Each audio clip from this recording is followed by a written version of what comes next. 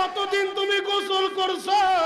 তোমার বাড়িতে দামি একটা গোসলখানা বানাইছো, বিদেশি ঝর্ণা লাগাইছো, ওই ঝর্ণার পানি দিয়ে তুমি আর আমি গোসল করি। এমন একটা দিন তোমারও আসবে, এমন একটা দিন আমারও আসবে, আহার ওই ঝর্ণার পানির গোসল আমার হবে না, পুকুরের পানির গোসল হবে না, আমার আপনার একটা গোসল দিবে। কেমন গোসল দিবে জানেননি? বড়ই পাতার হালকা গরম পানি দিয়া, আরে মসজিদের কর্নারে পড়ে থাকা চার পায়ার খাটিয়াটা বাড়িতে নিয়া পর্দা দিয়ে একটা ব্যারিকেড দিয়া বড়ই পাতার গরম পানি দিয়া আপনারে আমারে গোসল দিবে গো বাবা।